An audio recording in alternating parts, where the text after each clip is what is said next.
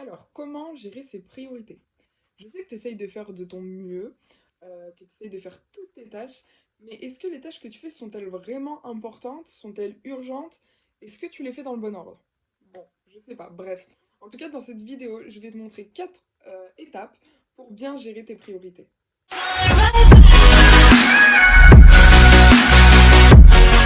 Hello, moi c'est Sandy d'Entrepreneur Productif. Alors j'accompagne les entrepreneurs débordés à développer leur gestion du temps et leur productivité pour plus de résultats dans leur business. Alors n'hésite pas à télécharger la matrice GoalUp que tu vas trouver dans la description. Voilà, tu comprendras après ce qu'est cette matrice. Faire les bonnes choses dans le bon ordre, tu vois ce que je veux dire ou pas? Du coup, il faut faire le tri en fait entre ces différentes tâches, que ce soit pro ou perso. Qu'est-ce que ça va te permettre? Tout simplement de gagner en efficacité, d'arrêter de procrastiner, de mieux gérer l'imprévu, d'être moins stressé, et puis de gaspiller aussi moins de temps. Donc voici les 4 étapes pour gérer tes priorités. Donc la première étape, ça va être de lister toutes tes tâches, toutes les tâches que tu dois faire. L'étape numéro 2, ça va être de les classer dans la matrice d'Eisenhower ou euh, dans la matrice GoalUp que tu peux télécharger dans la description. Euh, donc, la matrice d'Eisenhower, tu sais, c'est des petits carrés.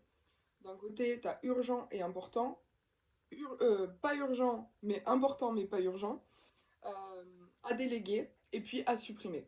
Donc moi j'ai retransformé un petit peu cette matrice-là et je l'ai adaptée un peu plus à ce que moi je pense et à ce dont j'ai besoin. Donc c'est ce que j'ai nommé la matrice GoalUp. Donc je t'invite à la télécharger dans la description. L'étape numéro 3, ça va être agir. Il faut commencer par les tâches urgentes et importantes. Donc là, il faut commencer de suite. Et l'étape 4, ça va être de faire un suivi. Il va falloir que tu fasses le point sur tes différentes tâches, si elles ont été accomplies, ce qui te reste à faire, etc., etc. Sachant que dans la logique des choses, il y a toujours des choses qui nous viennent en tête, qu'on voit, et puis bon, on se rajoute toujours des tâches, donc il faut les ajouter au fur et à mesure à ta matrice.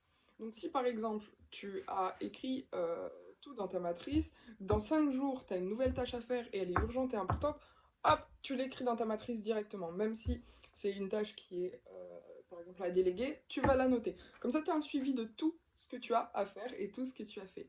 Voilà. Du coup, je t'invite à me dire en commentaire comment toi tu gères tes priorités. Si tu utilises aussi la matrice d'Eisenhower ou autre chose, je te laisse tout me dire dans les commentaires. En tout cas, je te remercie d'avoir regardé cette vidéo. Si elle t'a aidé, mets-moi un petit pouce bleu. Si tu veux plus de contenu, je t'invite à t'abonner. N'oublie pas aussi de faire le quiz si tu veux connaître ton niveau de gestion du temps et d'organisation, etc. Allez, ciao!